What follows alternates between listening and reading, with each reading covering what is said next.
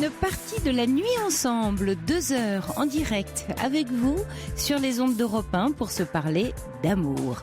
Thème central dans nos vies qui nous questionne sans cesse et qui prend tant de formes, qui tend des pièges aussi parfois, comme lorsque l'on attend de l'autre qu'il comble nos besoins, nos peurs et nos manques, et que pour cela nous l'idéalisons. Puisque nous sommes en ce début 2016 sur le thème de la joie, les chiffres formant de façon inversée le mot joie, rappelons-nous la formule de Spinoza à propos de l'amour. Le philosophe le définit comme une joie qui accompagne l'idée d'une cause extérieure. Ce qui nous met en joie, donc, c'est la pensée ou la présence de l'autre.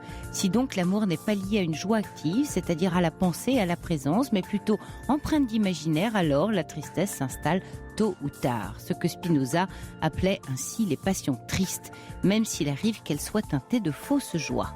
Alors à quoi devez-vous prêter attention pour reconnaître l'amour ? Eh bien, au même signe qu'une amitié profonde, la joie que réveille en nous la présence de l'autre, tel qu'il est, dans son authenticité, avec le plaisir que celle-ci nous procure. Les Quentin et Corentin sont quant à eux dans le plaisir de vous accueillir au 3921, ainsi que Fabrice Fougerouz qui réalise cette émission. Si vous souhaitez dialoguer avec un auditeur, n'oubliez pas que vous pouvez nous joindre pour intervenir en direct à l'antenne en appelant le 3921. Vous pouvez aussi réagir en nous envoyant un texto au 7 39 21 précédé du mot nuit en majuscule ou nous écrire sur le site europe1.fr. N'hésitez pas à poser toutes vos questions au 39 21. J'attends vos appels. Bonsoir Louise. Bonsoir Sophie, merci de m'accueillir sur votre antenne. Oui, alors vous nous appelez pas pour votre histoire d'amour, mais pour celle de votre fille, c'est ça ? Et oui, voilà. Oui. Donc, il y a eu une rupture aujourd'hui. Aujourd'hui. Et voilà, après 14 ans de relation. Alors, c'est une relation qui a été un petit peu mouvementée, disons, qui a été un petit peu en dents de scie. Et il y a environ 2 ans, le compagnon de ma fille a eu une brève liaison. Puis le couple a repris, mais difficilement, dans la douleur. Oui. Ma fille a très mal vécu cette trahison. Elle n'a jamais réussi à assumer. Et elle est devenue extrêmement méfiante vis-à-vis de son compagnon. Alors je dois quand même vous dire que ma fille a 34 ans et son compagnon a 20 ans de plus qu'elle. Oui. Donc ça fait une différence d'âge relativement importante. Donc aujourd'hui, elle a donc décidé, après mûre réflexion, de mettre un terme à cette relation, mais elle a beaucoup de mal à se détacher et à assumer sa décision. C'est elle qui a pris la décision. Ouais. Oui. Ils ont des enfants ensemble ? Non, ils n'ont pas d'enfants et curieusement, ils n'ont jamais vécu ensemble de façon permanente. C'est-à-dire voilà, ils avaient chacun leur appartement, donc ils vivaient ensemble par intermittence. Oui. Et donc, il n'y a jamais eu vraiment de vie commune sur le long terme. Et donc, après cette... Oui, donc il n'y avait pas d'engagement, enfin pour une femme, ça veut dire 14 ans, elle avait 20 ans, et lui avait 34 ans. Et dans leur histoire de couple, oui, c'est ça. 37 ans, il avait. 37 ans, d'accord. Et lui, enfin, lui comme elle, mais lui surtout étant plus âgé, il n'y a pas eu de désir, de projet, de s'engager, de bâtir quelque chose ensemble. Et justement, non, ça n'est jamais arrivé. Disons qu'au départ, ma fille étant très jeune... oui, elle avait 20 ans, voilà, elle avait c'était pas ses d'actualité. études, voilà, c'était pas d'actualité. Mais je pense que... Peut-être que lui, au début, aurait souhaité justement fonder une famille, mais pour ma fille, c'était beaucoup trop tôt. Elle avait ses études à terminer. Et puis, petit à petit, si vous voulez, les rôles se sont inversés. Ma fille a envie de fonder une famille, et lui, à ce moment-là, s'y est refusé. Donc, ça a été vraiment une première cassure. Quand elle a dit oui, qu'elle était prête, tout d'un coup, il était plus prêt.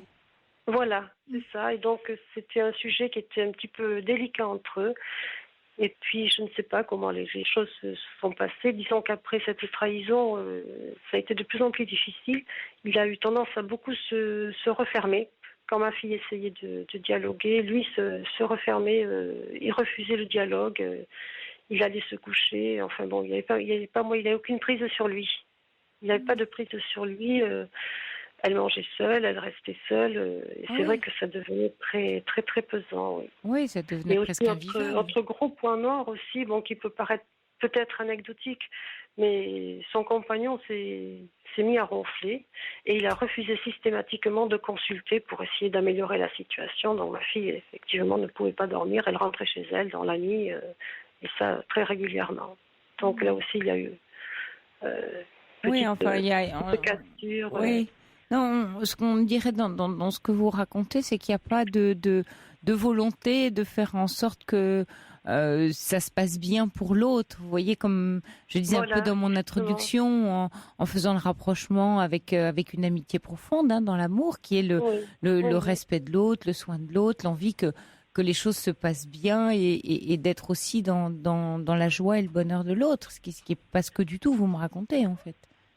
Non, pas du tout. Ma fille s'en est ouverte à moi il y a quelques mois et donc moi j'étais un petit peu surprise quand même. Mais je pense que là elle était un petit peu à bout, il fallait qu'elle parle. Et moi j'ai essayé de l'aider de mon mieux, mais bon, c'est un petit peu difficile de s'immiscer dans une histoire de couple. Bien sûr, en étant la mère surtout. Voilà, surtout en étant la mère, j'essaie de rester le plus calme possible. Justement, Louise, si vous appelez ce soir, au sujet de votre fille, vous posez quelle question, justement, cette question de votre rôle, de votre place? Oui, mon rôle aussi. Et puis, je pense qu'elle est assez désorientée parce que son compagnon est un petit peu ambivalent. Il peut être parfois très attentionné. Et puis, brusquement, il est très en retrait, très distant. Il se ferme complètement. Il lui dit que c'est elle qui a un problème psychologique.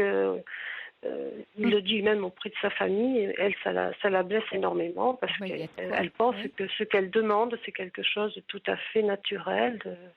Oui, mais pourquoi surtout la question, c'est pourquoi elle continue à le demander à quelqu'un qui ne peut pas ou ne veut pas lui donner. On retrouve souvent cette problématique dans les témoignages. Oui. Ah oui, elle a énormément de mal à s'en détacher. Parce qu'il a été à la fois son compagnon, mais il pouvait se montrer aussi un petit peu protecteur, paternel, etc. Oui, j'ai l'impression qu'il y a un peu d'emprise là. Oui. Quelque part, elle se sentait peut-être un peu sécurisée auprès de lui, mais bon. Oui, mais une fausse protection. Non. Oui, vous voyez, un semblant de protection, une présence. Alors, le papa, vous, Louise, vous étiez séparée de son papa ou quelle image? Non. D'accord. Non, elle a une image justement dans son entourage proche de couples qui sont solides, si on veut. Oui. Par contre, c'est une enfant unique. Elle n'a pas de frères et sœurs et elle n'a pas de cousins non plus. Nous sommes une très très petite famille. Et lui, à l'inverse, il a une grande famille où il y a beaucoup de vie et beaucoup de soutien.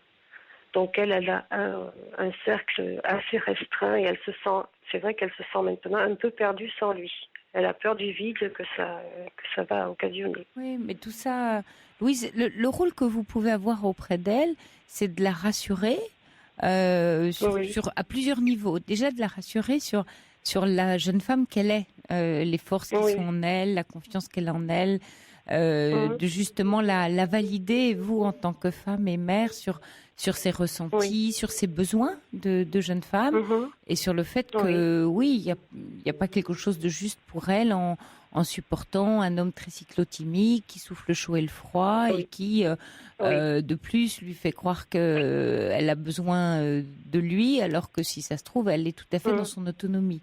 Donc ça, c'est le premier point. Et le deuxième point, de la rassurer à un autre niveau qui est celui que, oui, bien sûr, c'est difficile. Après 14 ans d'une histoire auquel elle a sûrement beaucoup cru, qui est en plus sa première grande histoire, puisqu'elle avait 20 ans, elle vit un moment forcément pas évident, douloureux, questionnant. C'est très douloureux, oui. Voilà, mais il me semble, dans ce que vous me racontez, qu'à l'âge qu'elle a et dans l'histoire qu'elle vivait, elle est encore tout à fait jeune, elle prend une décision qui est bonne pour elle. Après, elle va tourner la page. Mais quand on tourne une page de vie, c'est de la perte. Et la perte, ça fait mal. Oui, c'est un deuil, quelque part, c'est un deuil. Elle perd. Oui. Mais elle a peur, elle me dit, est-ce que je l'ai mal jugé? Est-ce qu'il est vraiment sincère ou est-ce qu'il est manipulateur? Parce que c'est vrai que de tous ces derniers mois, il a quand même beaucoup fait pour presque la mener à la séparation. À la séparation, à ce qu'elle prenne, elle, la décision de la séparation. Oui, et quand vous dites Voilà. est-ce que je l'ai mal jugé, quelle question vous posez derrière vous? Pourquoi vous avez besoin, vous voyez, de répondre à cette question? Qu'est-ce qu'elle vous Non, apporte? c'est ma fille qui se Ah, pose la question. d'accord. C'est elle qui se pose la question parce qu'il peut être très ambivalent. Ah, alors Donc elle se demande. elle n'arrive pas, si elle, voilà, dans ses attitudes, dans ses dires, voilà, elle ne sait pas exactement s'il est vraiment sincère avec elle parfois ou au contraire s'il est manipulateur. Oui, mais alors, vous voyez, Lui Louise, n'aurait pas le courage d'accord. de la séparation et il aurait fait tout ce qui était en son pouvoir pour que ce soit elle qui prenne la décision. Elle, en tout cas, c'est ce qu'elle ressent. C'est ce que Voilà, je elle se comprends. pose la question, elle n'est pas, voilà. Ce qu'elle comprend, c'est qu'il a pas eu le courage et qu'il l'a poussé à bout. Parce que ça porte un nom, hein, en psychologie, genre de comportement. Oui. Hein, ça s'appelle des passifs agressifs, des gens plutôt passifs qui deviennent agressifs quand on agit à leur place, mais qui font tout pour que l'action soit menée par l'autre. Ah oui. Hein, ah oui, c'est exactement ça. qui est souvent un premier stade d'une forme de perversion, hein, dans la relation, puisque finalement ça amène l'autre à prendre la relation qu'il n'a pas la décision qu'il n'a pas la capacité de prendre, et mais toujours en mode très passif, et puis quand l'autre agit, on lui donne un coup de patte, quoi, avec des griffes. Par contre, il peut se montrer. Oui, il peut se montrer. Il peut se montrer aussi très jaloux des gens qu'elle fréquente. Oui. Il ne supporte pas qu'elle sorte avec des amis. Mais ça, il le vit très mal. Regardez, hier, Louise. il a dit qu'il allait. Oui. Oui, Sophie, je vous écoute. Oui, pardon. Non, parce que vous voyez, dans ce que vous me racontez, tout de suite, ça me fait un peu sursauter. C'est pour ça que je vais un peu plus vite avec vous, mais avec plein de bon sens. Mettons que ce soit pas votre fille et une amie qui vous raconte ça, ou une histoire que vous entendez dans la libre antenne, par exemple. Voyez bien que quelqu'un qui demande à un autre dans une relation de pas sortir, d'être jaloux ça va pas dans une relation d'amour, c'est même antinomique. Une relation d'amour, c'est celle qui vise à l'autonomie de l'autre. C'est être heureux pour pouvoir être dans la joie. Si je reprends la formule de Spinoza sur quelque chose d'extérieur, jusqu'à se réjouir de la capacité d'autonomie de l'autre, de sa liberté, de sa vie, de ses attaches, de ses passions, c'est tout ça. Oui, donc, je ne pense pas que ce soit du tout le cas. Non, là, on ne parle pas d'une histoire d'amour, on parle d'autre chose. Et je pensais même qu'il y avait quelque part un peu de perversité ou de méchanceté, parce que hier, il lui a annoncé la bouche en cœur qu'il allait prendre un café avec la fille d'un ami. Et bon, sachant que ma fille a été très, très ébranlée par la liaison qu'il a eue il y a 2 ans, je ne sais pas si c'était bienvenu de lui dire ça. Alors, est-ce que c'est dans un souci d'honnêteté ou est-ce que justement c'est pour lui faire du mal et ajouter une pierre à son édifice en vue de la séparation? Je me pose la question. Mais alors, vous posez la question, ça veut dire qu'en fonction de la réponse à cette question, ça vous ferait changer d'avis sur quelque chose? Non. Non, pas du tout. D'après ce qu'elle m'a dit, moi je me suis fait mon opinion, mais elle est toujours dans ce questionnement, un petit peu en déséquilibre, voilà. Et je voudrais arriver à la rassurer sur ce point. Vous avez raison. Alors, j'avais besoin d'avoir un avis extérieur. Effectivement, là-dessus, vous avez un rôle. La rassurer, c'est de rester dans le bon sens. Ce que je fais là, d'ailleurs, avec vous, dans un sens presque prosaïque, vous voyez, basique, de qu'est-ce que c'est qu'une relation où les choses se passent bien, pour lui faire entrevoir que ce qu'elle vit, même en répondant à cette question, ça donne pas la réponse à sa question première. Sa question première, c'est ce qu'elle ressent et ce qu'elle vit. Ça la met pas dans quelque chose d'heureux, d'équilibré pour elle, au contact de qui elle est. Au contraire, même. Et donc, quand on n'a plus la capacité de se dire est-ce qu'il est honnête, est-ce qu'il joue avec moi, rien que poser la question, c'est déjà y répondre.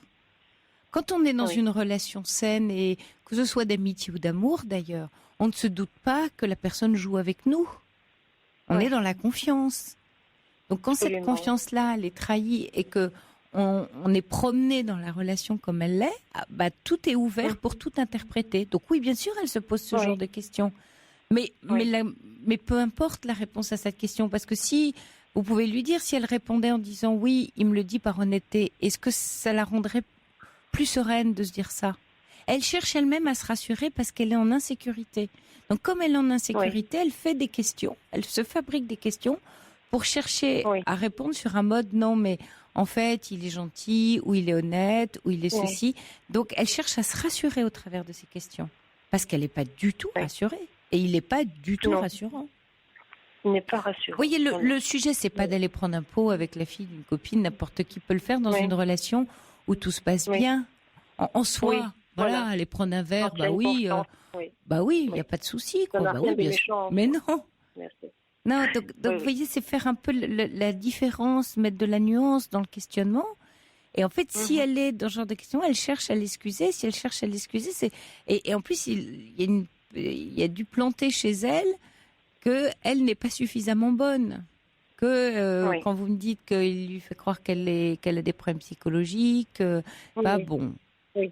Enfin, et c'est, donc, ce qui, là où vous avez vraiment un rôle important, Louis, c'est effectivement dans le fait de vraiment la valider, lui dire c'est ok d'être qui tu es. Voilà. Et tu as raison de te poser ces questions, et tu as raison de penser ce que tu penses, de ressentir ça, et ne lâche pas ça. Oui, très bien. Il y a Laurence qui dit oui, c'était son mentor puisqu'elle avait 20 ans, mais elle va recréer une nouvelle vie pas à pas. Oui, je pense, oui. Je l'espère, très vite même. Et puis comme dit Laurence, elle ajoute, ça laisse la possibilité à votre fille d'avoir un enfant avec un homme aimant. Elle a 34 ans. Oui, voilà. Il y a une autre vie qui l'attend. Elle a envie, maintenant, oui. Oui, peut-être aussi qu'elle a... une famille. Oui, peut-être qu'elle a le modèle du couple de ses parents, des couples autour d'elle, comme vous le soulignez, qui étaient des couples solides, donc des couples qui ont duré. Peut-être qu'elle s'est accrochée là-dedans, sur ces modèles-là. Libérez-la d'ailleurs du modèle, parce que là, peut-être, elle a envie d'avoir un enfant. Faut la libérer de ce modèle, parce qu'une vie, c'est aussi quelquefois plusieurs histoires avant de trouver. Voilà, tout le monde ne trouve pas une relation dans laquelle on est bien pour toute la vie. Et vous là, sa maman aussi, ça c'est un message très libérateur. De lui dire, mais tu n'auras pas le même schéma que tes parents, et nous, c'est notre histoire, toi, c'est la tienne, tu avais 20 ans, et tu as une autre vie d'amour à vivre, une autre vie sentimentale qui t'attend. Oui. Alors, bien sûr, il y a Liso qui ajoute, le problème n'est pas tant la rupture que le sentiment de ne pouvoir faire face à l'inconnu, à sa capacité d'écrire la page d'une nouvelle histoire. Oui, c'est la peur de l'inconnu. Oui, mais ça c'est le risque. Ça s'appelle le risque dans la vie, et on l'a tous les jours. Sinon, on ne ferait jamais de choix. Ça, quand on fait un choix, on a le risque de quoi? Mais le risque évite pas le danger, comme dit un dicton populaire. Et il y a plus de danger pour elle à rester dans cette relation, et de danger d'être détruite, que le risque de se retrouver seule. Ah oui, non, elle est très mal là, franchement. Oui, elle est très. Elle a un travail, elle a son autonomie, elle a une vie professionnelle. Oui, professionnellement, elle n'a aucun souci. Bon, en plus, très bien sur le plan professionnel. Non, il n'y a aucun problème là. Et puis en plus, il n'y a pas d'enfant, donc la rupture est quand même un peu plus facile. Oui, il n'y a pas de. Elle peut ressortir beaucoup plus forte. Beaucoup plus forte. Oui, je pense que ça va la mûrir beaucoup sur le plan affectif. Oui. Bon, mais avec un personnage un peu comme vous me le décrivez, il risque un peu de rentrer par la fenêtre, ou, vous voyez, d'essayer de remettre le pied dans la porte. Mais écoutez, c'est exactement ce qui s'est passé dans la soirée. Ah oui. Elle m'a dit qu'il avait déjà recontacté avec des petits SMS gentils, voire coquins, etc. Ah oui, il va repasser en mode séduction, là. Voilà, oui, exactement. Ouais. Alors là, c'est vraiment important qu'elle contacte, comme une prise de contact en elle, l'histoire dans sa globalité, les derniers moments.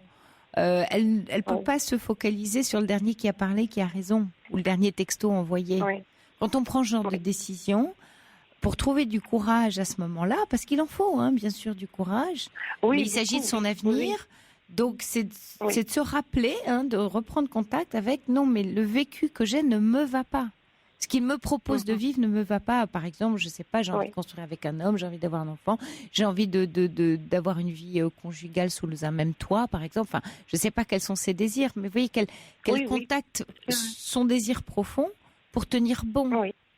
Parce que si elle dit oui au prochain SMS de séduction, elle peut le faire, mais ça veut dire que voilà, elle agit sur le moment, dans l'émotion. Donc, il vaut mieux qu'elle ne réponde pas à ces SMS. Ou qu'elle maintienne sa décision. Oui, qu'elle maintienne sa décision et sa distance. Mais encore une fois, je vous dis ça, là, je discute pas avec elle, donc je suis prudente et il faut qu'elle se soit en respect. Parce que là, elle aurait bien aimé vous appeler, mais ce soir, elle est vraiment pas en état de. Elle n'est pas en état. De converser. C'est dommage. Non. Oui. Ou qu'elle nous appelle demain ou le week-end prochain. Moi, je veux bien poursuivre avec elle, soit demain soir, soit le week-end prochain. Et puis. C'est très gentil, Sophie. Je lui dirai. Oui. Oui, c'est très gentil à vous, vraiment. Je vous remercie beaucoup. Démêler la pelote. Ne lui dites pas ce qu'elle doit faire, parce que ça, elle doit le trouver toute seule. Surtout pas, il faut, etc. Mais ramenez-la constamment à elle. Vous la ramenez constamment à elle, à qu'est-ce qu'elle vit. Voyez, vous l'interrogez. Elle va trouver la réponse toute seule. Non, mais c'est pas elle d'abord, c'est qu'est-ce qu'elle ressent, comment elle voit les choses. Posez-lui juste des questions. Et en y répondant, elle va se sentir un peu plus forte et trouver sa voie, mais c'est pas vous qui lui donnez les réponses. C'est elle qui les trouve grâce à vos questions. Et à chaque fois que vous posez une question, les questions sont les mêmes. C'est comment elle se ressent, qu'est-ce qu'elle en pense, est-ce qu'elle est sûre, pourquoi elle décide ça. Et voyez, ça va la renforcer, ça va lui donner du courage. Parce que si vous lui dites ce qu'elle a à faire, vous risquez en plus après, elle peut vous le reprocher. Oui. Vous rentrez dans son histoire, hein, et là c'est un peu délicat. Oui, il faut rester à la périphérie. Oui. Mais vous êtes d'une aide précieuse. Oui. Merci. J'espère pouvoir l'aider le mieux possible. Je vous remercie beaucoup, Sophie. Merci Louise d'avoir rappelé. Et dites à votre fille qu'on est là, que ce soit Caroline ou moi, si elle a besoin de nous parler, la libre antenne est ouverte tous les soirs. C'est très gentil, je transmettrai. Merci à vous. Bonne soirée, Sophie. Au revoir, Merci Louise. beaucoup. Au revoir. Et le 39-21, vous êtes ouvert. Le micro d'Europe 1 est à vous. 39-21, Quentin et Corentin sont là. Vous êtes là, c'est Nadia, oui. Bonsoir. Bonsoir Nadia. Alors Nadia, vous aviez envie de nous transmettre un message de joie. Absolument. Absolument. Allons-y, absolument. Vous le saviez, vous, que 2016, vous savez, inversé dans la glace, ça écrit les lettres du mot joie? Non, je ne savais pas. Ah ben voilà, amusez-vous. Vous écrivez 2016, vous le renversez, ça fait joie. Donc vous tombez très très bien, hein, parce qu'on est au tout début de l'année. On va essayer de la garder tout au long de l'année. Alors dites-nous Nadia, qu'est-ce qui vous met en joie? Alors, dans un premier temps, déjà, je vais vous souhaiter donc une très bonne année à vous, à toute l'équipe d'Europe 1, à tous les auditeurs qui nous écoutent. Et puis, j'aimerais commencer en fait par une citation, celle de Yasmina Khadra. Oui. Cette citation, je l'adore. Voilà, donc je vais vous la citer. Donc, c'est celle-ci. Vis chaque matin comme s'il était le premier et laisse au passé ses remords et méfaits. Vis chaque soir comme s'il était le dernier, car nul ne sait de quoi demain sera fait. Voilà. Donc, je voulais aussi parler du bonheur. Oui. Et pour moi, le bonheur, en fait, c'est plein de petits bonheurs. C'est pas que parce que souvent, en fait, dans notre société actuelle, on pense que le bonheur, ça passe par tout ce qui est matériel. Oui. Voilà, donc avoir une belle maison, une belle voiture, payer ses vacances, etc. Et pour moi, le bonheur, c'est déjà être en accord avec soi-même, être bien dans sa peau, en harmonie aussi avec soi-même. Et puis, comment dirais-je, c'est plein de petits bonheurs. C'est juste, comme je disais tout à l'heure à Quentin, prendre par exemple un café dans une terrasse, avec une cigarette, regarder les gens. Je sais, c'est pas bien, mais bon, voilà. C'est que ça me fait rire. Voilà, c'est plein de petits bonheurs. Voilà, je pense qu'il faut prendre la vie un petit peu avec légèreté aussi. Oui. Voilà, positiver les choses. Les prendre un petit peu avec du positif, avec de la bonne humeur, voilà. Oui, Donc, pouvoir pouvoir rattraper ces petits moments du quotidien, parce que finalement on en trouve toujours un petit moment, comme vous dites, de bonheur ou de joie, pouvoir se réjouir, au moins un moment dans une journée, avoir vous voyez, un élément où on se dit ah bah ça c'est super, ça c'est chouette. Alors, comme vous dites, un café, rayon de soleil. C'est ça, positiver les choses les plus anodines en fait, parce que souvent on passe à côté de plein de choses anodines. En fait, on vit des choses qui pour nous semblent anodines, alors qu'en fait, je pense que non, elles sont pas anodines. Elles peuvent être aussi sympathiques, voilà, positives, belles, etc. Voilà. Alors vous savez Voilà, vous savez oui. Nadia, peut-être que en fait vous distinguez, en fait c'est la distinction que faisaient les Grecs dans l'Antiquité. Il y avait deux façons, ils ont deux mots pour parler du bonheur. Il y a le bonheur hédoniste. Alors ce bonheur-là, c'est un bonheur de plaisir dans l'instant, enfin dans l'émotion. Et puis ils parlent aussi du bonheur eudémonique, qui est un bonheur plus global. Le plaisir d'être en vie et d'être dans un objectif de vie, de quelque chose, un peu ce que vous décrivez. Alors, j'avais posté sur la page de Facebook de la Libre Antenne un joli poème sur la joie du dedans et la joie du dehors. C'est un peu la même chose. On pourrait dire que l'hédoniste est dans la joie du dehors, c'est-à-dire une joie qui nous vient de l'extérieur, de plein de petites choses dont on se réjouit. Mais la joie du dedans, la joie eudémonique, le bonheur eudémonique selon les Grecs, c'est le fait d'être dans un mouvement positif de soi où on se réalise, où on fait des choses bonnes pour soi, même si par moments on souffre, même si par moments c'est difficile, vous voyez ? Oui, absolument. Alors justement, en parlant de la difficulté, je pense que enfin, j'aimerais aussi témoigner de quelque chose, c'est que j'ai pas toujours eu une vie facile. Voilà, c'est vrai que j'ai cette positivité qui est toujours en moi. J'ai eu pas mal d'échecs dans ma vie, sentimentale, professionnelle, etc., relationnelle aussi. Mais je pense que c'est pas une fatalité finalement, parce que le succès passe aussi par le courage en fait de continuer et de se dire c'est pas grave, voilà, j'ai eu ça comme problème, etc. Et ben je vais me relever et je vais continuer. Voilà. Oui.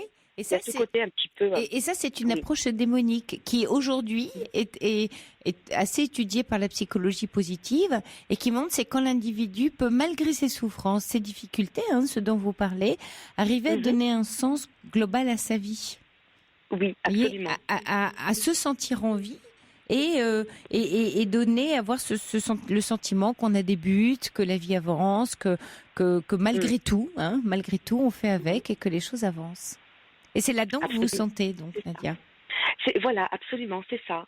Et puis aussi, je voulais rajouter par rapport à des personnes qui se sentent seules parce qu'elles n'ont pas de compagnons, notamment les femmes, parce que les hommes aussi, mais je parle plus des femmes qui sont seules, qui n'ont pas de compagnons. Je pense que, après c'est ce que je pense vraiment au fond de moi. Le bonheur ne passe pas forcément par la présence de quelqu'un. Ne passe pas, en tout cas pour moi, vraiment, c'est pour moi Nadia. Je pense que mon bonheur, comme je vous disais, c'est plein de petites choses au quotidien, etc. Et c'est pas parce que je suis seule, que je n'ai pas de compagnon, que je n'ai pas de relation avec un homme, que je vais sombrer dans quelque chose de négatif et de me rendre malade parce que justement j'ai pas rencontré la personne qu'il me fallait. Je prendrai le temps qu'il faudra pour ça. Et puis si vraiment ça ne m'arrive pas, si je ne rencontre pas cette personne, c'est pas une fatalité. C'est ça que j'essaie d'expliquer aussi. Et que je pense que la liberté passe aussi par la liberté de choisir sa vie, choisir ses engagements, etc. Oui, vous êtes. Je vous suis tout à fait, Nadia. C'est toute la pensée existentialiste qui est là-dedans, dans l'autonomie, dans la liberté de choix qu'on a et la liberté de soi. Et c'est ce que vous dites. Vous dites, moi, j'ai plaisir à être avec moi-même parce que vous êtes dans la liberté de vous-même. Oui, c'est ça. Ouais. Et vous avez eu des jolies histoires d'amour, Nadia? Parce que vous dites, là, j'ai personne ou j'ai pas rencontré, mais j'imagine, voilà, vous avez vécu de jolies histoires. Oui, j'ai vécu des belles histoires. Oui. Deux belles histoires d'amour qui ont été très très belles. J'en garde vraiment de bons souvenirs. Et ces histoires-là m'ont fait grandir aussi. Oui. Voilà. Mmh. Et voilà, après oui, ça s'est mal passé. Enfin voilà, ça s'est arrêté en fait. Oui. Mais je ne l'ai pas pris comme quelque chose, comme un échec Personnel. Oui. personnel. Non, pas du tout. Oui. C'est-à-dire que c'est certainement la continuité, puis la fin d'une relation. Dans toute relation, il y a une fin. Donc voilà, je l'ai pris plus de cette manière-là. Et puis voilà, je continue voilà, ma petite vie, mes amis, mes sorties, mon sport. Voilà.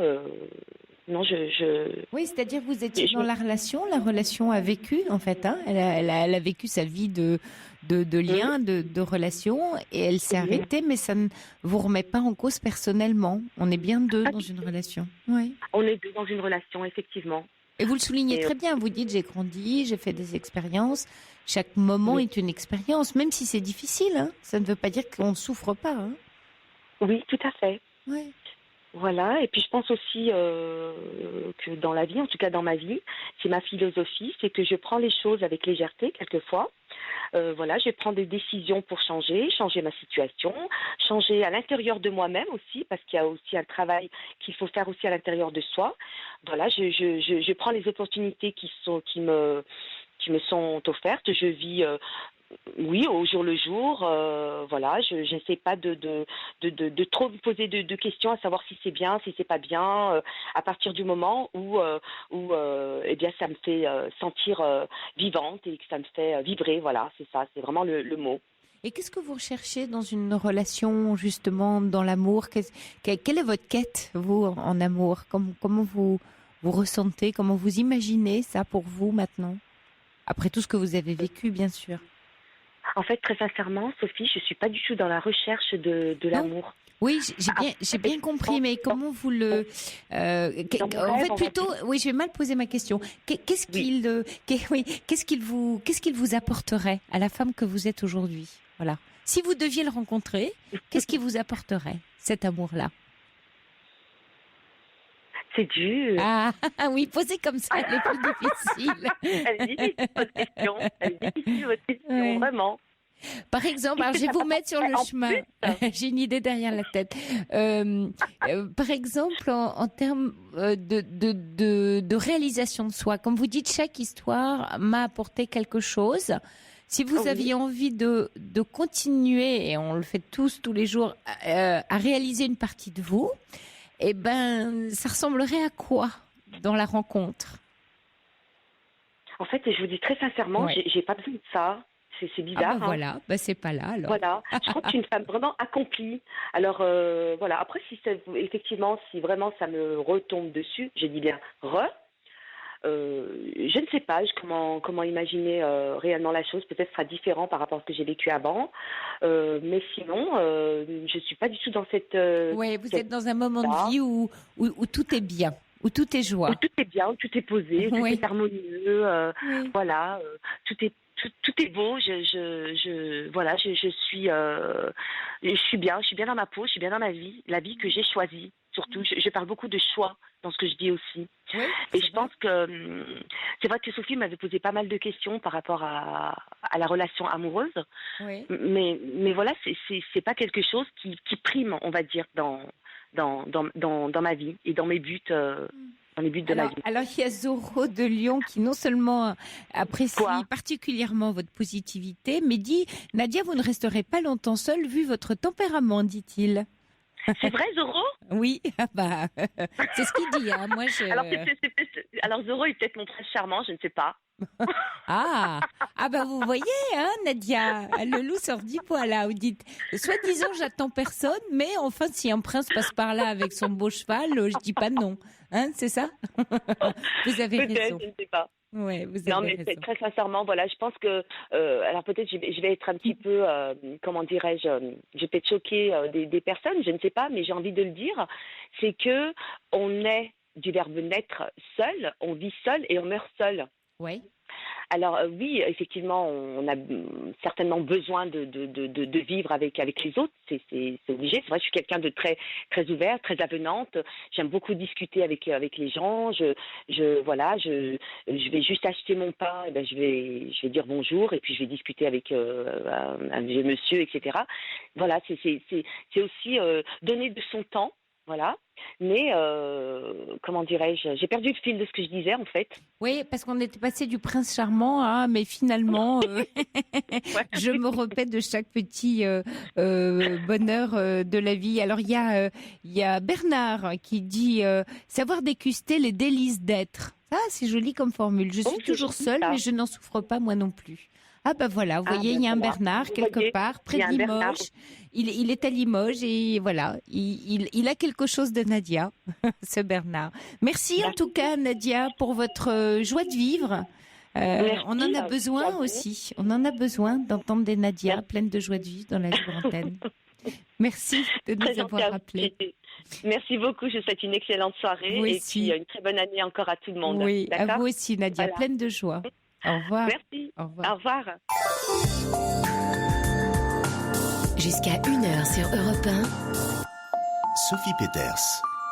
Alors Nadia, il y a également Emma qui dit « Je suis comme vous, je commence juste à m'accepter moi-même et mais vivre avec moi. Donc il n'y a pas de place pour un homme, j'ai peur de perdre cet équilibre. » Oui, alors là Emma, effectivement, moi j'ajoute juste que une rencontre et une histoire d'amour, c'est toujours un peu une mise en déséquilibre. Donc effectivement, il vaut mieux assurer pour le moment cet équilibre, quitte après à se laisser déséquilibrer, c'est pas mal aussi.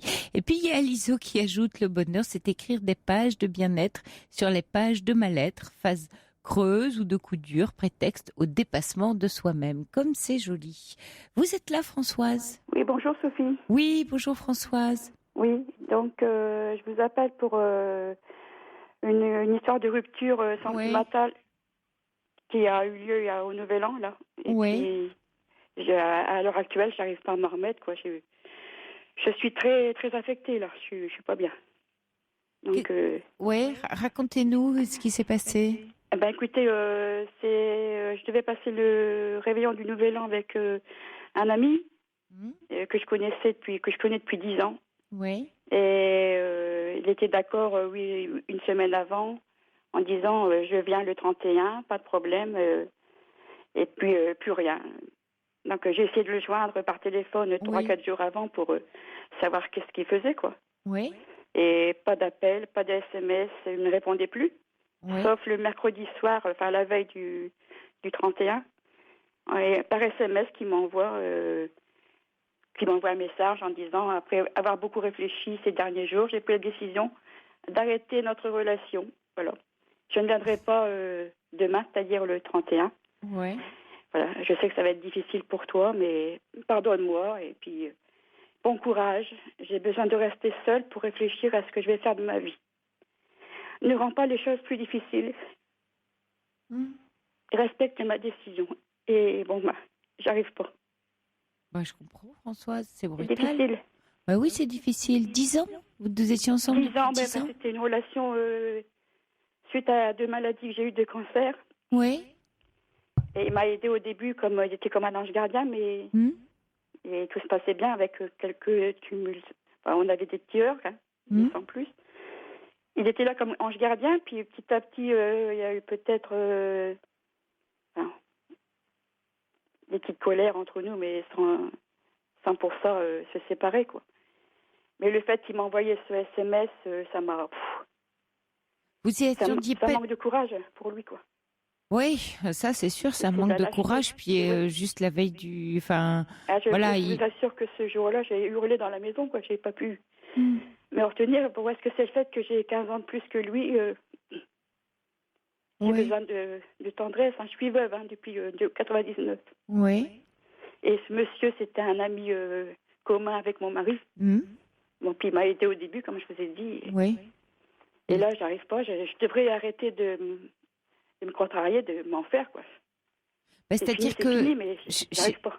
Oui, mais j'ai le sentiment que vous n'y arrivez pas parce que vous comprenez pas. Je comprends pas. Bah oui, quand on comprend pas, on n'arrive pas à passer à autre chose parce qu'il manque le sens. Et puis, j'essaie de le rejoindre après, enfin, vous voyez, par coup de téléphone ou qui m'explique. Oui. Et puis, c'est le... Et il veut pas vous parler. Qu'est-ce que vous... Alors, quand on n'a pas l'explication de l'autre, et qui veut pas comme ça vous parler, ça va vous obliger à essayer de démêler un peu toute seule les fils. C'est qu'est-ce que vous comprenez? Parce que vous avez besoin d'un sens pour passer à autre chose. Je sais pas. Vous savez pas. Qu'est-ce que vous C'est comprenez? sûr que les derniers temps, on s'entendait plus comme avant, mais là, elle était d'accord pour venir, quoi. Puis j'avais tout préparé, la table, les cadeaux, enfin. J'ai dû tout enlever et trouver quelqu'un pour m'emmener au Nouvel An, quoi. Alors, j'ai dû faire appel à mon frère qui m'emmène pour pas que je reste toute seule, quoi. Pour vous changer les idées. Quand vous dites les derniers temps, ça n'allait pas trop, est-ce que vous pensez voyez, même si c'est un peu douloureux, qu'il y a des signaux d'alerte que vous n'avez pas vus? Oui, il y a des petits signaux d'alerte. Parce que souvent, on n'a pas envie de les voir, c'est assez humain. Oui, là, il a envoyé toujours des SMS, mais c'est des SMS de camaraderie presque. On sentait bien qu'il y avait plus de... L'amour n'était plus, enfin, comme au départ, quoi. Oui, mais il faisait des gros bisous, coucou, comment que tu vas, enfin, des trucs sympathiques. Oui. Et moi, j'y répondais automatiquement, mais... Vous sentiez que c'était pas comme avant. Très timide et très complexé, donc... Mais Caroline, votre collègue, je l'avais appelée il y a 2-3 ans pour le même monsieur. Et qu'est-ce que vous aviez justement découvert avec Caroline il y a 2-3 ans sur votre relation? Qu'il fallait que c'était à moi de savoir ce que je devais faire, le quitter déjà à l'époque ou continuer. Ah oui. Oui. Donc j'arrive pas à le quitter, je n'arrivais pas à le quitter, quoi. Parce que vous êtes bien avec lui malgré tout. J'étais bien avec lui malgré tout, malgré que. Oui, il correspond pas. Pas du tout. Oui, c'était quoi ce qui se passait il y a 2-3 ans? Comme c'est un homme très introverti qui vivait encore chez ses parents à 47 ans. Donc déjà là, il y avait un problème. Alors, j'essayais de le sortir de ce mutisme pour qu'il change, quoi, qu'il soit un homme adulte. Parce que Caroline m'avait dit qu'il était resté enfant, quoi. Oui, un peu enfant. Vis-à-vis de ses parents.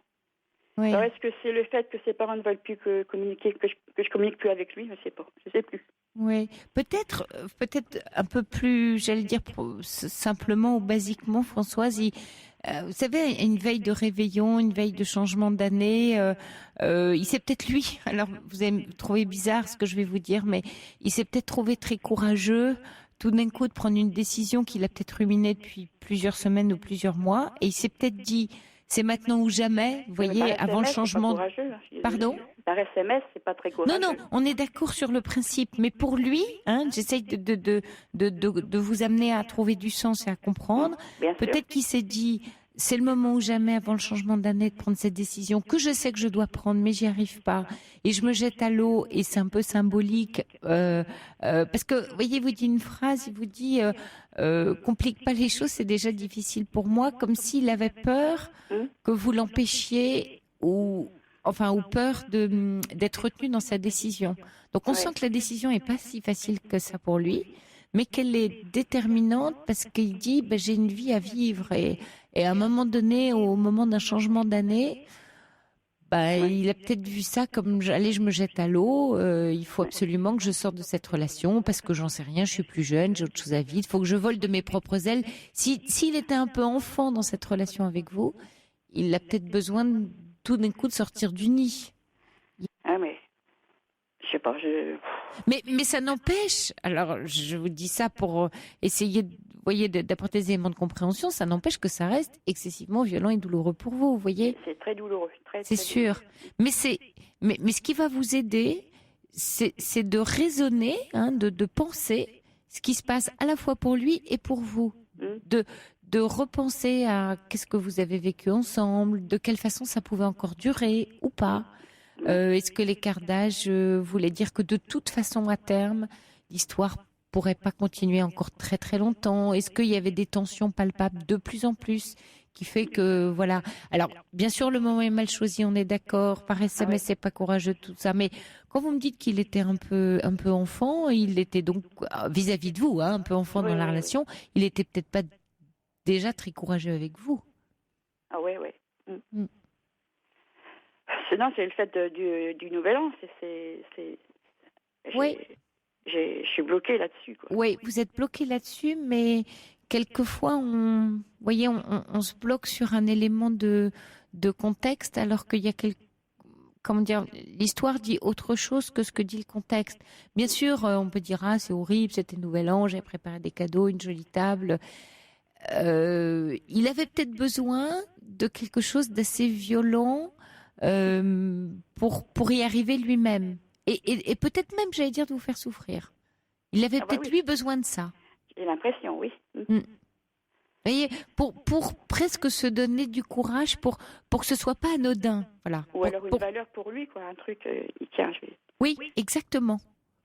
Pour que ce soit pas anodin, pour faire un truc horrible, quoi. Comme ça, il peut pas revenir, d'une certaine manière. Parce qu'il y a une week-end du jour, il m'avait dit qu'il en avait marre de cette vie entre ses parents et lui, que c'était plus possible, quoi. Donc... Parce qu'il est toujours dépendant de ses parents ? Bah oui, c'est ce que je vous dis. Ah oui, non, à 48 ans, il est toujours au domicile de ses parents. Donc là, comme disait Caroline à l'époque, c'est très problématique, quoi. Oh bah oui. Oui, non seulement c'est problématique, mais ça l'est pour vous aussi en tant que compagne. C'est pour ça que j'avais essayé à l'époque de sortir de ce contexte. Bah oui, mais vous avez joué aussi un autre type de maman. Oui, c'est ce qu'elle a dit, Caroline. Ouais, vous voyez. Déjà à l'époque, je lui disais, je fais surtout pas ça, quoi. C'est pas mon truc.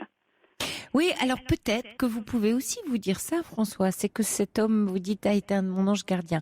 Il a été là pour vous dans un moment très important de votre vie, douloureux, difficile, au moment de la maladie. Et il a été là et vous avez vécu quelque chose d'heureux, de fort, de réconfortant. Ouais. Voilà. Aujourd'hui, vous n'êtes plus la même femme, vous êtes dans un autre moment de vie. Est-ce que vous avez besoin que s'accroche à vous un homme, plus si jeune que ça, qui en plus dépend encore de ses parents ? Bah oui. Vous avez besoin de ça encore ? Non. Bah non. Alors ? Oui, il y a la blessure d'orgueil. Alors c'est souvent celles-là qui font les plus mal, bizarrement. Mais c'est de la surface. Ça, c'est de la blessure d'orgueil. C'est le 31 préparé avec la table, les cadeaux, etc. Ça fait mal parce que c'est de l'orgueil. L'orgueil, ça fait très mal. Mais mal, vous savez, comme... je vais vous prendre une drôle d'image. Vous savez, quand on se tape le pied et un petit orteil contre un meuble, c'est ultra douloureux. Oui, ça bon, fait mal, oui. Ça fait mal et puis ça vous lance partout. Bon, la blessure d'orgueil, c'est un peu ça. Mais elle n'est pas très profonde. En fait, on s'est pas vraiment blessé, on s'est donné un sacré coup. Vous avez reçu un sacré coup. Mais c'est peut-être une délivrance pour vous. Oui, peut-être aussi. Oui, c'est sûr. Oui. C'est un choc émotionnel. Hein. Bien sûr. J'ai peur aussi pour ma santé, comme je suis en rémission pour mon 2e cancer du sein. Oui. Oui, vous avez peur, mais il a été là et c'est pas parce qu'il s'en va que le cancer va repartir. Ne faites pas des liens qui n'ont pas à être faits, vous voyez. Donc voilà, il vous a quitté, comme dit Laurence, pour retrouver un autre giron. Oui, il aurait pu vous quitter dans un environnement moins festif sans doute, mais enfin, voilà, il est parti pour un autre giron et peut-être que vous, c'est l'occasion pour vous de prendre votre vie en main. De passer à autre chose. Exactement. Bon courage à vous, Françoise. Merci, merci de nous avoir appelés. Je vous en prie. Bonne nuit à vous. Vous aussi. Bonne merci. nuit.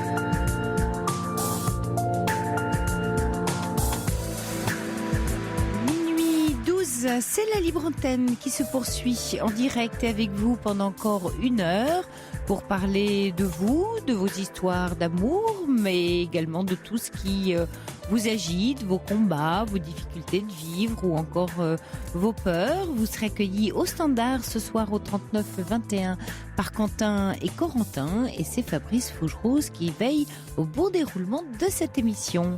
Vous pouvez aussi réagir à ce que vous entendez à l'antenne par SMS en composant le 7 39 21 en commençant votre texto par le mot nuit ou envoyer un mail sur le site europe1.fr. J'attends vos appels au 39 21. Europe 1. Sophie Peters. Bonsoir Morgane. Bonsoir. Alors Morgane, vous aviez envie de parler de votre vie professionnelle ce soir. Oui. Tous les sujets sont... Tout d'abord, oui. je voulais simplement vous souhaiter une bonne année. Oui, merci. À vous aussi, Voilà. alors, hein, Oh, merci beaucoup. s'il y a des projets. Oui, je vous appelle parce que je suis un récent auditeur de votre émission depuis cet été à peu près. Ouais. C'est mon meilleur ami que je connais depuis 12 ou 14 ans qui m'a parlé de votre émission parce que lui, il écoute depuis très longtemps et il m'a dit tu devrais écouter, quand on se pose des questions, qu'on a des conversations un peu profondes, lui, il me conseillait de vous écouter. Et il parlait de vous précisément en plus, Sophie Peters. Ouh là là, quelle chance. Et il me disait que vous aviez l'air compétente, et notamment pour le sujet dont je vais vous parler ce soir. Donc voilà, cet ami s'appelle Benji, et donc je me suis mis à vous écouter de temps en temps, comme ça. Je vous écoute surtout en podcast. Oui. Voilà, et ben chemin faisant, j'ai eu envie à mon tour de vous appeler. Voilà à peu près. Et vous vous lancez, bravo. Ça, il y a toujours beaucoup de Voilà courage pourquoi je quand me on se lance comme ça au micro. Après, on oublie, je pense, une fois Oui. qu'on y est. En tout cas, bravo. Voilà, oui. Et alors, donc, vous êtes, je crois, en reconversion professionnelle, hein, m'a dit Quentin, depuis 4 ans, c'est ça? Exactement. Oui. Donc j'ai 32 ans et il y a 4 ans, j'ai repris mes études du début, c'est-à-dire juste après le bac. Donc j'ai repris des études en alternance. J'ai passé un BTS en 2 ans et là je passe un diplôme de niveau Master 1 en 2 ans aussi. Donc j'en suis à ma 4e année. Oui. Et Dans quel si tout domaine? se passe... Alors c'est dans la communication. Oui, d'accord. Dans la communication, si tout se passe bien, donc je devrais pouvoir valider cette année et l'année prochaine, envisager un Master 2 qui Oui. mettrait un terme à ces études. Et voilà. Et vous avez quel âge? Alors moi j'ai 32 ans. Oui. Voilà. Et comment vous donc, en arrivez fait, à financer vos études pendant que... Alors j'ai eu la chance d'être bien conseillé puisqu'on m'a indiqué de me diriger vers des études en alternance, Ah oui. ce qui peut D'accord. se faire même quand on a 26 ans passés, Oui, avec ce qu'on appelle des contrats de professionnalisation. exact. Donc j'ai un rythme de 3 jours en entreprise et 2 jours à l'école toutes les semaines. Mhm. Et je suis payé à hauteur du SMIC, ce qui est pas du tout négligeable quand on est étudiant. Oui, bien sûr. Voilà. Bon, mon rythme de vie de trentenaire parisien célibataire fait que j'ai aussi je fais d'autres boulots à côté pour arrondir les fins de mois et avoir un salaire qui corresponde à mes attentes. Donc le samedi, je suis passé par beaucoup de petits métiers comme ça. Là en ce moment, je suis hôte de caisse. Oui. Voilà, j'ai été serveur, etc. Et puis je suis aussi ouvreur dans un théâtre de temps en temps. Bien. Qui me fait une jolie vie bien rythmée. Oui, oui. Bien occupé. Voilà. Alors avant ça, j'étais dans la relation client Oui. et j'étais notamment manager. J'ai fait ça dans des magasins, mais aussi sur des centres d'appel. Mhm. Et ma dernière expérience, même si elle a très bien débuté, c'est mal terminé, puisque en fait, je n'avais plus du tout envie d'aller travailler, j'avais la boule au ventre, etc. J'ai fait une sorte de burn-out et ce burn-out m'a conduit à faire un bilan de compétences, à vraiment me demander est-ce que j'avais envie de continuer ce que je faisais. Et donc, la réponse était non. Hein. J'avais beaucoup de mal sur mes missions de manager. J'avais beaucoup de mal à les assumer. Je prenais vraiment les choses très à cœur et en fait, Oui, ça explique ça me souvent. portait pas. Sur les burn-out, c'est ce qu'on voit souvent. Hein. C'est des gens très investis dans le travail qui font des burn-out. Donc voilà, après j'ai eu un an sans emploi. Oui. Et c'est pendant cette année où j'ai cherché à savoir ce que je pouvais faire, comment je pouvais le faire, que j'ai rencontré un conseiller d'orientation qui m'a parlé des études en alternance. D'accord. Donc j'ai trouvé une école, j'ai trouvé une entreprise et me voilà reparti il y a 4 ans.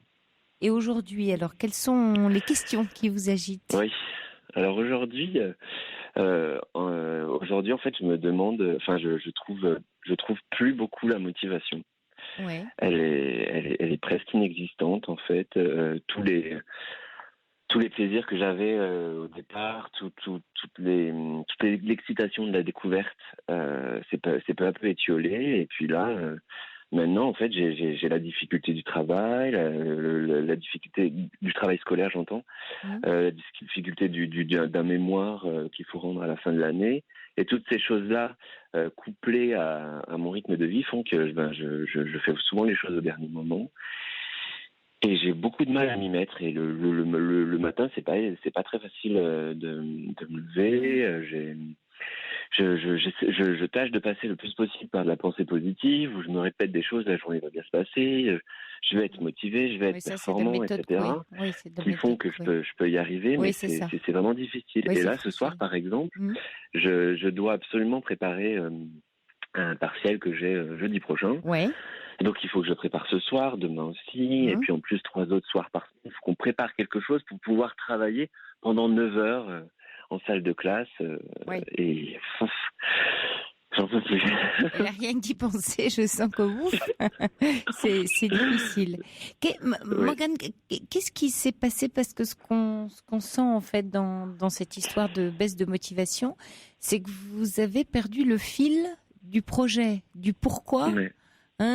C'est Nietzsche qui dit donne à l'homme un pourquoi, il peut s'accommoder de tous les comment. Vous vous accommodez plus du comment parce qu'en cours de route, le pourquoi a un peu disparu, j'ai l'impression. Le pourquoi je fais ça, le pourquoi je me donne tout ce mal-là. Qu'est-ce qui s'est passé dans le pourquoi, dans le sens? Qu'est-ce qui a commencé à entamer le sens que vous aviez dans votre projet? Je suis désolé, je suis un peu ému. Ouais. En fait, c'est que j'ai eu du mal en fait à être reconnu par mes pairs. J'entends les personnes qui ont sous la charge desquelles j'étais apprenti, mes professeurs. En fait, j'ai vite senti que j'étais à ma place et que les choses se passaient bien. Et puis on mettait en avant le fait que j'avais la trentaine, donc que j'avais déjà eu des responsabilités, donc que ça se passait tout seul en fait, que je pouvais me gérer tout seul, sans du coup retrouver c'est ce que j'étais venu chercher, à savoir ces modèles, ces personnes qui allaient m'apprendre un métier, cette personne qui allait aussi me motiver. En gros, je me suis rendu compte que le manager que j'ai pas pu être, les autres n'ont pas été plus pour moi. Pour vous. Oui, il y a comme une déception. Exactement. J'ai été déçu. J'ai été fortement déçu en fait de ça, et il y a aussi le fait que tout le monde, c'est vraiment du 99% des personnes avec qui je parle et à qui je parle de mon projet me disent « Oh là là, mais qu'est-ce que tu es courageux, moi je pourrais pas faire ça hein. ». Et en fait, j'entends ça en écho depuis 4 ans. Ça aussi, ça baisse ma motivation parce que même si je sais qu'avant tout, je fais les choses pour moi et je suis responsable de ma ligne de vie, il n'empêche que ça me porte pas vraiment vers le haut. Donc ce projet qui était de me dire je vais travailler dans la communication, ça va être fun, ça va être quelque chose où je vais moins avoir la position de manager, mais plus la position de créateur de quelque chose, presque plus opérationnel. Et j'ai perdu un peu de vue ça. Vous avez perdu la foi. Oui.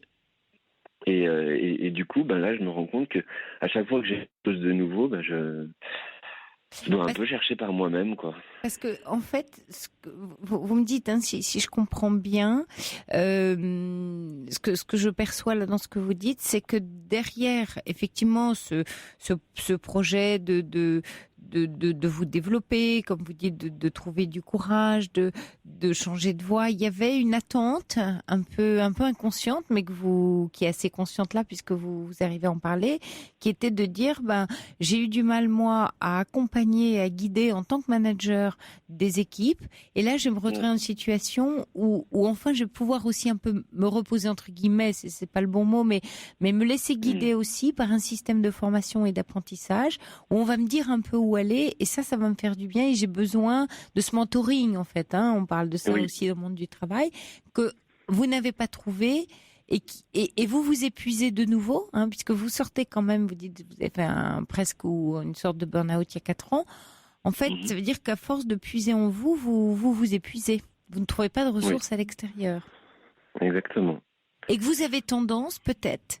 Alors, c'est là où vous voyez souvent, quand on a une valeur positive, on en a aussi son négatif. C'est-à-dire que le courage que vous mettez à rebâtir et à avancer, à créer tout ce projet, parce que vous avez beaucoup de courage, vous épuisez beaucoup d'une certaine manière. Parce que vous puisez beaucoup dans vos puits profonds. Et tout le monde vous dit, waouh, super et tout. Mais en fait, ce qu'ils ne voient pas, c'est que pendant que vous faites ça, vous puisez énormément à l'intérieur de vous sans arriver à puiser dans l'autre, ou en tout cas dehors. Exactement. Ouais. C'est effectivement ça. Je crois que c'est mon père qui m'a inculqué ça, de dire que sur vous. Il faut travailler beaucoup. Ouais. En fait, pour lui, quelqu'un qui ne travaille pas, c'est quelqu'un qui est feignant, en fait. Et du coup, ça reste et ça résonne, ce qui fait que dès que je suis sans activité ou que j'ai rien à faire, vous vous sentez coupable. Oui, vous vous sentez coupable. Oui, vous vous sentez coupable.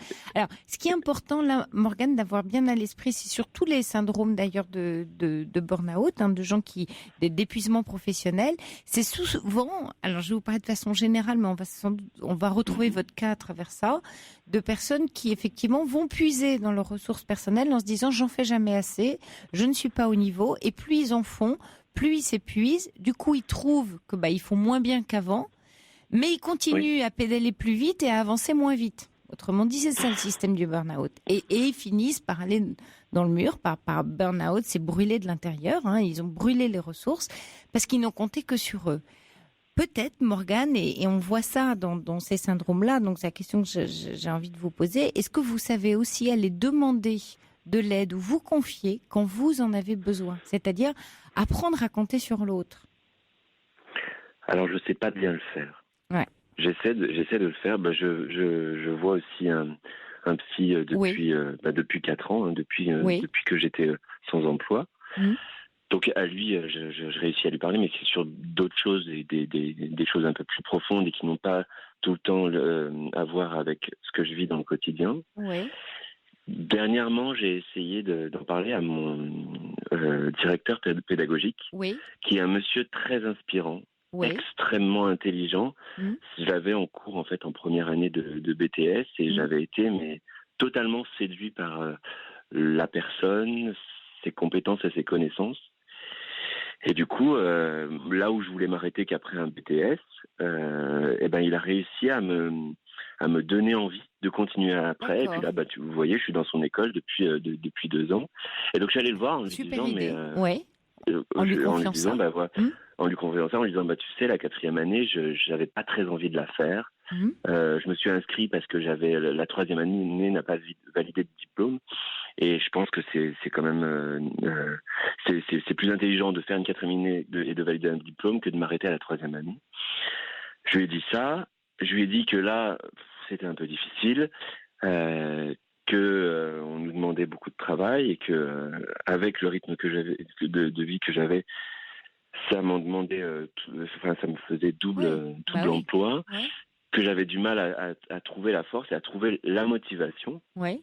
Et il m'a dit qu'il comprenait. Il m'a dit aussi, mais je lui ai dit en fait, je lui ai dit que je cherchais quelqu'un de motivant et quelqu'un, je cherchais la reconnaissance en gros. Et il m'a dit mais Morgane, tu voudrais qu'on t'aime, c'est ça?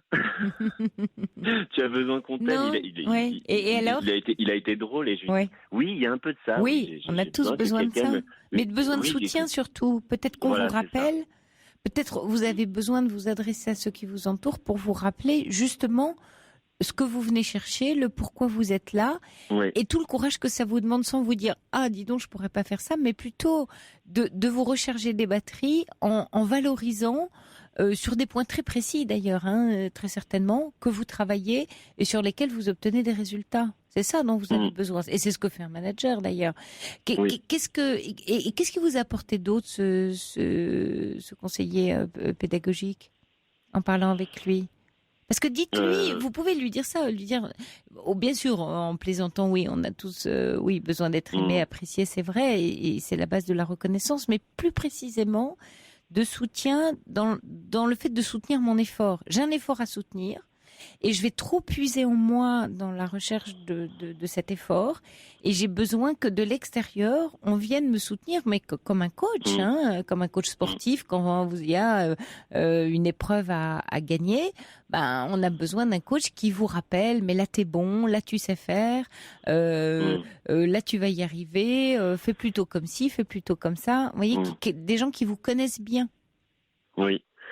C'est ce que je lui ai proposé à ce genre de entretien-là. Et il est d'accord avec ça. De lui dire quand il y a des travaux personnels, donc on a 2 gros travaux personnels cette année-là, où est-ce que je lui ai dit que j'attendais un retour de sa part. Bien sûr, c'est bien. Vous avez pour formulé me une dire demande.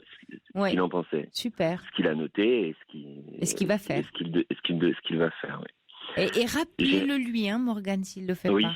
C'est déjà très courageux. Voyez-vous, vous êtes déjà en train de sortir du processus du syndrome d'épuisement professionnel, autrement dit du burn-out, parce que vous avez appris quelque chose là qui me semble assez nouveau, c'est de demander.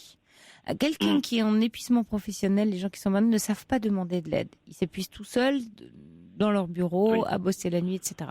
Et vous, là, vous apprenez quelque chose et vous mûrissez. On a besoin par moment dans la vie, que ce soit d'ailleurs avec des amis quand c'est d'ordre privé ou d'ordre pro, des gens qui nous entourent, de demander de l'appui, de l'aide, ou de dire là, je suis pas très sûre de moi, j'y arrive pas bien. Tiens, toi qui t'y connais bien, qu'est-ce que t'en penses? Tu pourrais me donner un coup de main? Comment on fait ça? Vous voyez, dans tout métier. Donc c'est important aussi d'avoir un retour, mais de le solliciter. Et ça, c'est une marge de progression. D'accord. Donc, à chaque fois que vous doutez un peu de vous, vous doutez de votre motivation, c'est un peu faible, cherchez dans votre entourage des personnes qui sont un petit cran devant vous, ou même ailleurs. Un coach sportif, c'est pas quelqu'un qui est très très bon dans la discipline du sportif. Enfin, il est bon ou il a été bon, mais il n'est pas au même niveau, il est quelquefois moins bon. Mais il sait encourager. Encourager, c'est donner du courage. Vous avez besoin de gens qui vous encouragent. Et vous allez les repérer et vous entourer de ces gens encourageants. Effectivement, vous avez raison sur le fait que j'ai enclenché cette démarche-là. Ouais. Je connais il y a une blogueuse sur Internet à qui j'avais demandé, parce qu'elle fait des vidéos, et je lui avais demandé, mais comment tu fais pour être motivé à faire tout ça tout le temps? Comment tu fais quand tu n'as plus de motivation? Elle disait, moi, quand j'ai plus de motivation, j'ai besoin que quelqu'un vienne à mon lever, dès le lever, qui me dise, bon, allez, maintenant il va falloir se lever, maintenant il va falloir déjeuner, maintenant il va falloir mettre la chaussette, maintenant il va falloir mettre l'autre chaussette, etc. Jusqu'à ce qu'elle...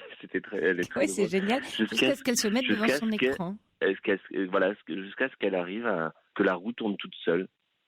Exactement. Ça, c'est un peu dur à regardez trouver cette personne-là. Non, mais si je reprends cette image de coach sportif, il dit allez, on se lève, on va faire un footing, on va en entraînement.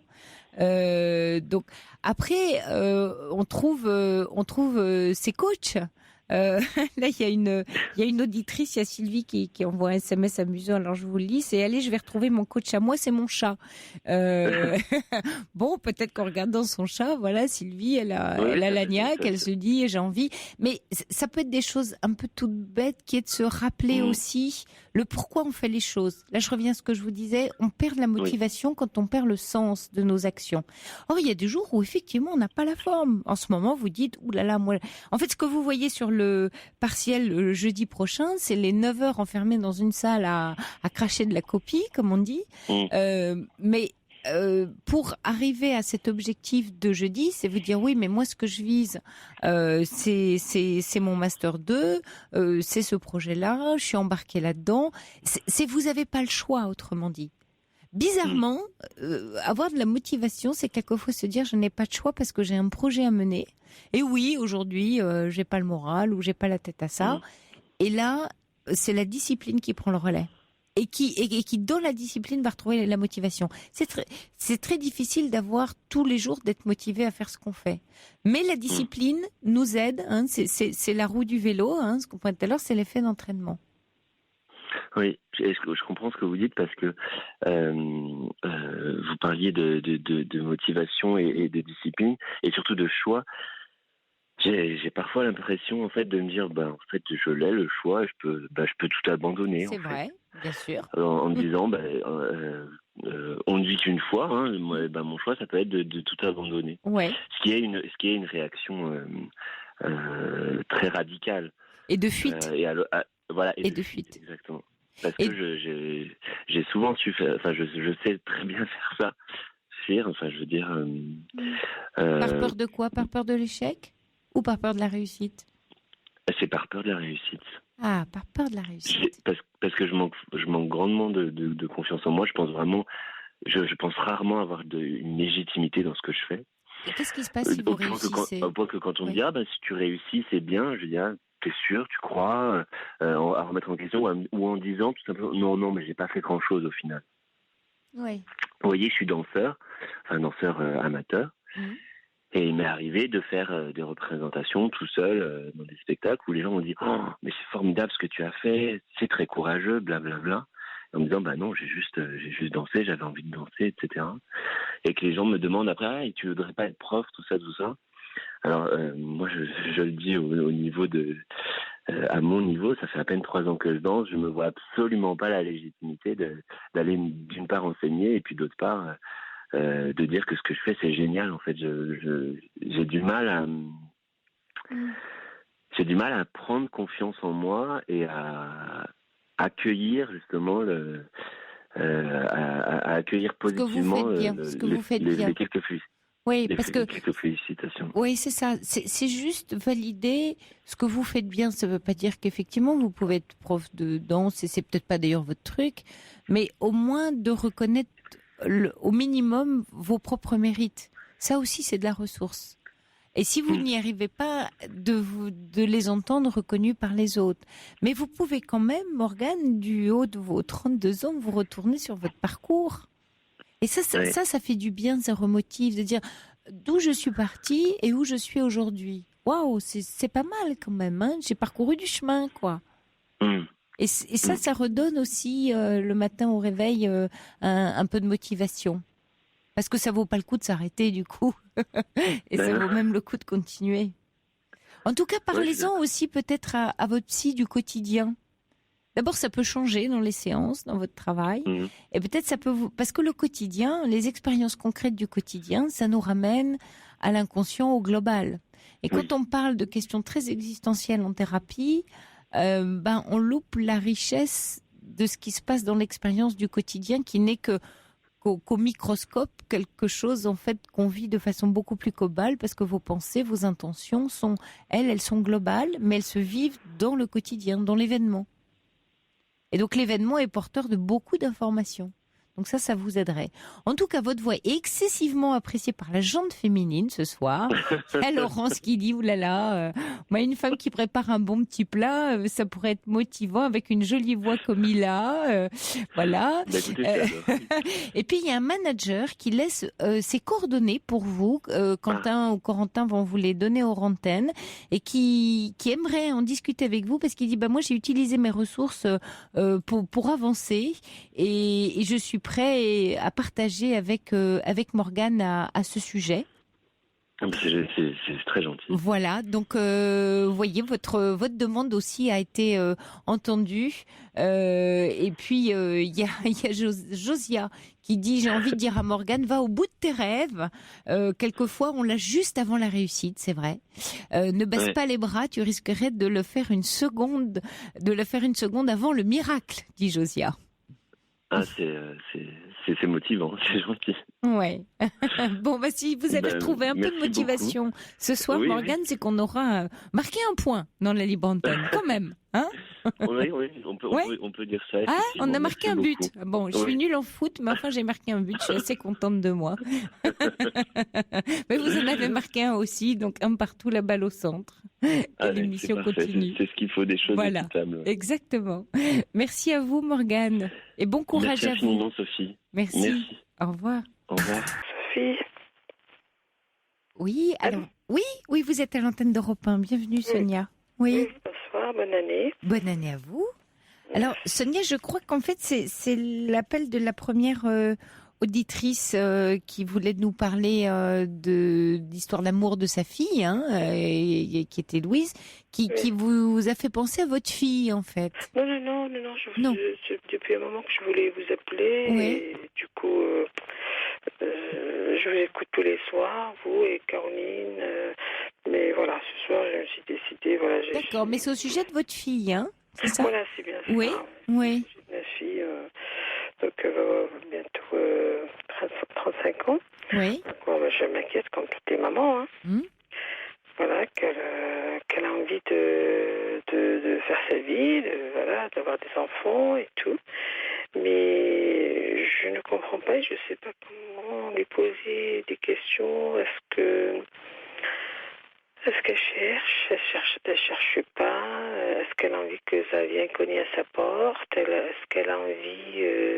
Je n'arrive pas. J'ai pas envie de la bousculer non plus. Elle s'en plaint, votre fille, de ne pas avoir d'histoire d'amour, comme vous dites. C'est quelque chose qui l'a fait souffrir, ou c'est plutôt vous qui vous inquiétez pour elle? Ah si, elle s'inquiète aussi. Oui. Hein. Elle ne Oui. le montre pas.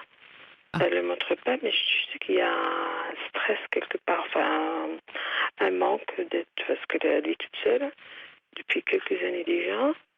Et je ne sais pas comment lui poser, quelle question lui poser.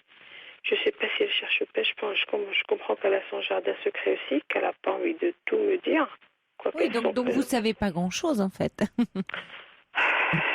Voilà, en fait, vous vous inquiétez, mais vous ne savez pas grand-chose. Et c'est parce que vous ne savez pas grand-chose que vous vous inquiétez. Parlez-lui de votre inquiétude. Ne posez pas des questions, parlez-lui de vous. Là, c'est pas, vous voyez, tout à fait comme l'auditrice, comme Louise qu'on avait en début d'émission. C'est pas tout à fait la même histoire. Oui. En fait, pour vous, avec votre fille, puisqu'elle est assez secrète et qu'elle a son jardin secret, peut-être que voilà, elle a des histoires dont elle vous parle pas, et puis que bon, c'est comme ça marche. Peut-être pas comme elle voudrait, peut-être elle en parle pas. Enfin, peu importe, elle a peut-être sa vie bien à elle. Parlez-lui plutôt de votre inquiétude de maman, en disant voilà, j'ai pas envie d'être indiscrète avec toi, et effectivement, je comprends tout à fait que tu me parles pas de ta vie sentimentale, mais de l'extérieur, moi, en tant que maman, t'as 35 ans, je me pose plein de questions, je vois que t'es pas en couple, tu me présentes pas d'amoureux, est-ce que ça va bien, est-ce que... J'ai déjà posé cette question-là. Qu'est-ce qu'elle vous a dit? On en a déjà parlé. Mais bon, elle me dit qu'elle s'inquiète aussi, qu'elle n'a pas envie d'être toute seule, qu'elle a envie de fonder une famille, qu'elle a envie d'avoir des enfants, on va avoir une petite fille qui va naître au mois de mars, une petite fille à mon fils. Oui, donc vous avez 2 enfants, c'est ça? Ah non, j'en ai 4. Ah, 4, d'accord. Oui. Et dans les 4, ils sont tous en bonne compagnie avec des... Les garçons, oui, mais pas la fille. Ah, il y a 3 garçons et une fille. Voilà. D'accord. Voilà. Et elle a quelle place dans la fratrie, votre fille? C'est l'aîné. C'est l'aîné.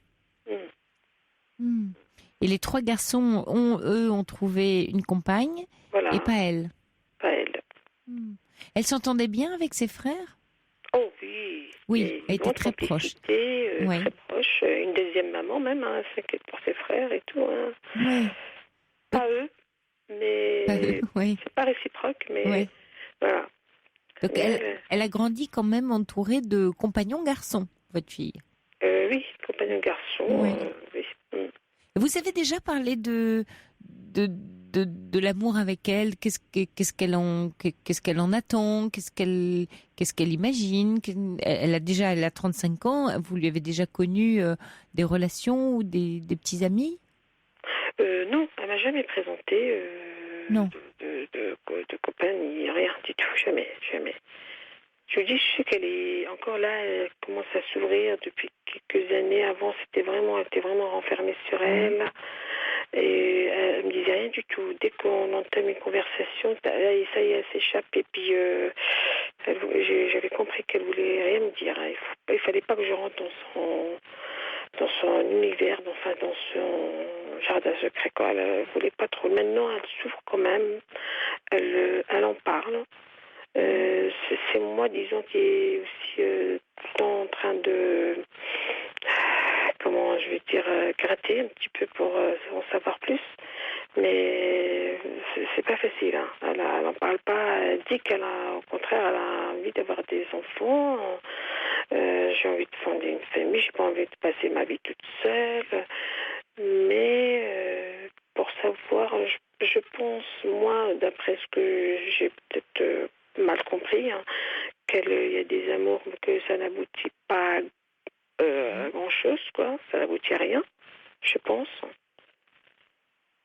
Allô? Oui. Et oui. Est-ce que, parce que vous avez dit un mot amusant et joli, vous dites, mais je gratte un peu, puis elle se ferme. Est-ce que plus finalement vous cherchez à savoir des choses sur elle et sur sa vie sentimentale, plus elle se ferme en fait?